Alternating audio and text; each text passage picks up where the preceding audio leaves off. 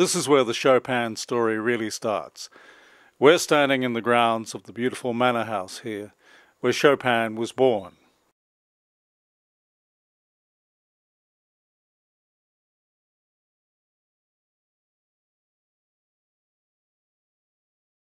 Well, why don't we step inside the very house where Chopin was born? Friedrich František Chopin, the Polish composer and pianist, was born on the 1st of March 1810, according to the statements of the artist himself and of his family. But according to his baptismal certificate, which was written several weeks after his birth, the date was actually the 22nd of February. His birthplace was the village of Szeloszowa Wola, in the region of Mazovia, which was at the time part of the Duchy of Warsaw. The manor house in Szeloszowa Wola belonged to Count Skarbek, and Chopin's father, Nikolai Chopin, a Polonized Frenchman, was employed there as a tutor. He had been born in 1771 in Marineville in the province of Lorraine in France. But already as a child he had established contacts with the Polish families of Count Michał Patz and the manager of his estate, Jan Adam Wiedlik. At the age of 16, Nikolai accompanied them to Poland, where he settled down permanently. He never returned to France and did not retain contacts with his French family, and brought up his children as Poles. In 1806, Nikolai Chopin married Tekla Justyna Krzyczanowska, who was the housekeeper for the Skarbek family at Szeloszowa Wola. They had 4 children, 3 daughters, Ludwika, Isabella, and Emilia, and a son, Friedrich, the second child. Several months after his birth, the whole family moved to Warsaw, where Nikolai Chopin was offered the post of the French language and literature lecturer in the Warsaw Lyceum. He also ran a boarding school for sons of the gentry. The musical talent of Friedrich became apparent extremely early on, and it was compared with the childhood genius of Mozart. Already at the age of 7, Friedrich was the author of a Polonaise in G minor and another in B-flat major, the first being published in the engraving workshop of Father Cybulski. The prodigy was featured in the Warsaw newspapers, and Little Chopin became the attraction of receptions given in the aristocratic salons of the capital. He also began giving public charity concerts.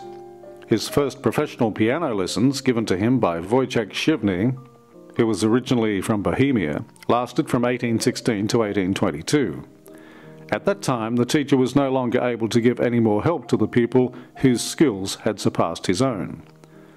The further development of Friedrich's talent was supervised by Wilhelm Wierfel, also originally from Bohemia, the renowned pianist and professor at the Warsaw Conservatory, who was to offer valuable, although irregular, advice as regards playing both piano and organ. From 1823 to 1826, Friedrich attended the Warsaw Lyceum, where his father was one of the professors. He spent his summer holidays in estates belonging to the parents of his school friends in various parts of the country, where he showed a particular interest in folk music and country traditions.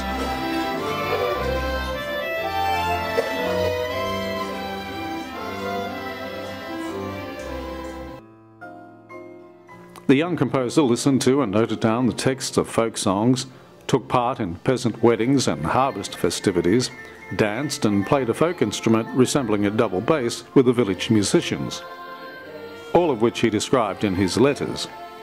Chopin became well acquainted with the folk music of the Polish plains in its authentic form, with its distinct tonality, richness of rhythms, and dance figure.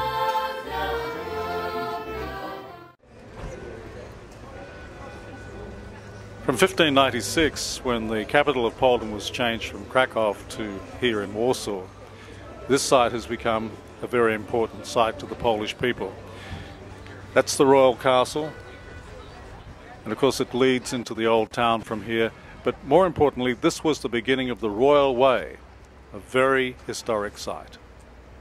If ever you wanted firm evidence of the resilience of the Polish people, it's to be found here in the Rynek, or the old market square of Warsaw.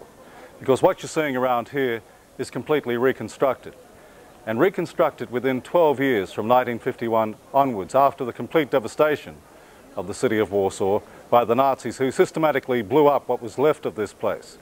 Behind me is the original 16th century building still standing, the only original building left in this old market square, which is the one on the corner down here.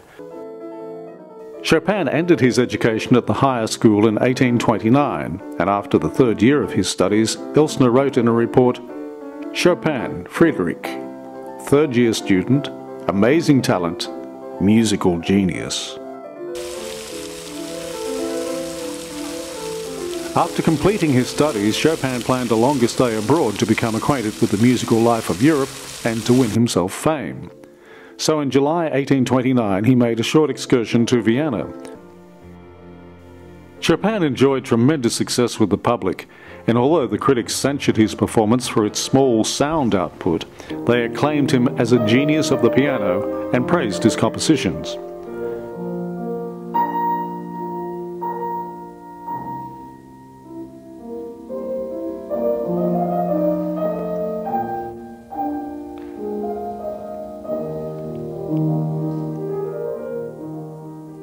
Upon his return to Warsaw, Chopin, now free from student duties, devoted himself to composition and wrote, among other pieces, 2 concertos for piano and orchestra.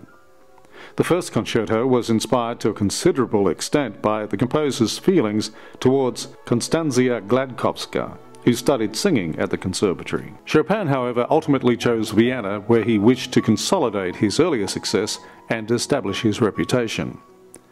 On the 11th of October 1830, he gave a ceremonial farewell concert in the National Theatre in Warsaw, during which he played the concerto in E minor, and Konstancja Gladkowska sang. On November the 2nd, Chopin left for Austria with the intention of going on to Italy. Several days after his arrival in Vienna, he learnt about the outbreak of the 1830 uprising in Warsaw, against the subservience of the Kingdom of Poland to Russia and the presence of the Russian Tsar on the Polish throne. This was the beginning of a months-long Russo-Polish War. Chopin was persuaded to stay in Vienna. The 8 months spent in Vienna were not wasted. Strong and dramatic emotional experiences inspired the creative imagination of the composer, probably accelerating the emergence of a new individual style quite different from his previous style. The new works revealed force and passion. Having given up his plans for a journey to Italy due to the hostilities there against Austria, Chopin resolved to go to Paris.